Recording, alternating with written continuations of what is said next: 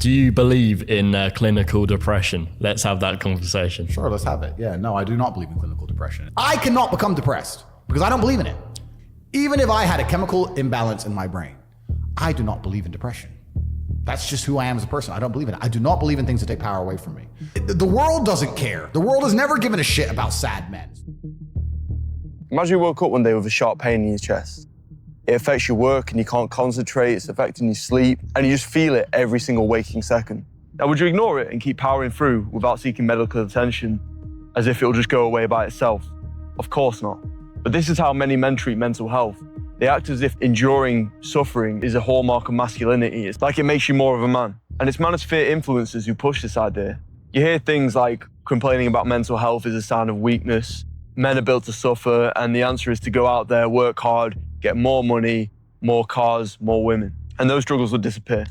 And it sounds very convincing, but if it was true, why do so many rich, successful, even famous men commit suicide or die through drug overdoses? Mental illness and mental health challenges is something that affects every strata of society, every tax bracket, and every social status. If you want, you can even pay $18,000 to go to some knockoff Navy SEALs training to have some wannabe military guys shout abuse at you. Someone even died on that course, and the family sued the Modern Day Knights organization. And there's videos you can find of what goes on in these camps which show you why this unfortunate tragedy may have happened. The guy appears to be shaking like he's got pneumonia or he's got something really serious. And instead of getting him the help that he needs, the instructors pull him out, shout at him, and they try and make him feel like what he's going through physically is just a sign of mental weakness. And guess what comes out of that? The guy gets carted off in an ambulance. And this is symbolic of the way a lot of men are taught to approach their mental health. That enduring pain is a sign of strength.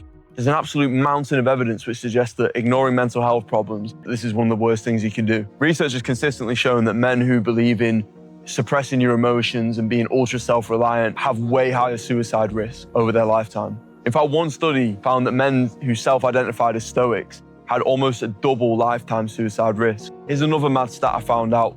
Most men who commit suicide in the United States had no known mental health condition. So that meant they weren't known to mental health services, they weren't receiving help, and they didn't have a diagnosis. Research found that a lot of these men went through some sort of personal crisis, be it divorce, losing a job, or family problems, and that precipitated their mental health declining and unfortunately culminated in their taking of their own lives.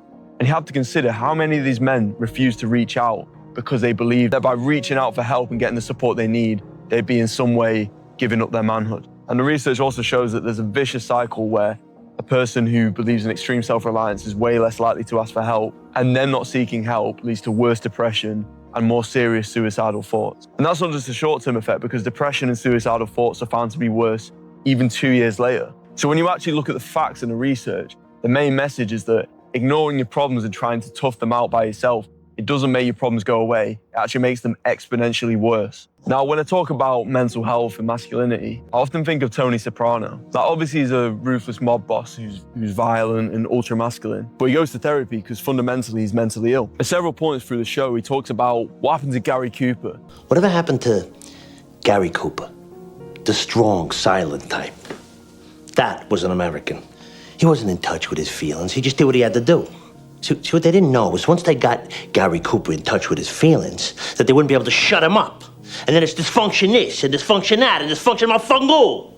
He idolized an old actor who, for him, when he's on screen, he typified that version of masculinity which he idealized, which is basically a guy who refused to show weakness. He talks about being frustrated about how modern men don't really embody these principles, that they complain all the time. Let me tell you something. Nowadays, everybody's got to go to shrinks and counselors and go on Sally Jesse Raphael and talk about their problems. But it's also a sign of an internalized hatred because he's angry at himself for needing to seek help and not being able to shoulder the problems of his mental health by himself. But look who he's comparing himself to. Gary Cooper, an old actor, a guy he sees on a screen for 90 minutes, a highly curated image, a false reality. And to me, that's really similar to these online influencers who shout through phones at men that they need to toughen up, that if they complain about their mental health or try and seek help, that they're weak. They put on the show on the camera that they're these ultra-masculine men who don't need help from anyone, but we don't follow them around. We don't see how they deal with their problems. We don't see if they practice what they preach. So men who watch these guys and feel inadequate, it's similar to Tony Soprano, where they're feeling inadequate because they're comparing themselves to a guy on a screen. A false image, if you will. It's an image, wallahi, it's a false image. Now, full disclosure, I think there's a grain of truth in what the Stoics say. There's some value there. Now, firstly, I actually think there is positive things that can come out of depression or mental health struggles. You come out stronger. Getting a diagnosis can help you understand yourself. It can help you understand how your symptoms or your struggles may have been impacting your life and holding you back, and what you can do to remove those obstacles and give you the best possible life where you fulfill all your potential. There might be some harmful habits which you need to drop. There might be some good habits you need to pick up. And knowing that can help you reach the next level. But that process only happens if you accept that there's a problem and you go and seek the help that you need. I do think there's way too much self-diagnosing online, people kind of fetishizing mental health and kind of wanting to self-prescribe a label which they can blame their problems on and their failures on.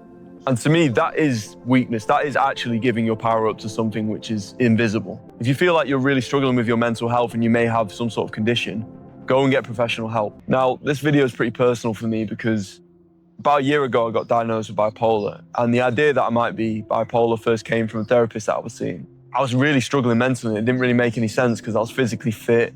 I had a load of good things going on in my life, but I was still just struggling every single day. And even though my therapist told me to go and try and get a diagnosis, I put it off for 4 months. I was missing days at work because some days I just couldn't get out of bed. When I was at work, I was making mistakes and not performing to the best of my ability. And over time, I realized this is only going one way because it was just very much a downward slope. So eventually I reached out to a psychiatrist. And now a year later, I'm stable. I'm on medication, which works for me. I'm way happier. And I really feel like I'm starting to fulfill my potential and do the things I really want to do and live the life I really want to live. And looking back, I was actually influenced by that masculine view of you've got to handle your problems by yourself. I felt like I didn't want to be like other people who blame their problems on mental health.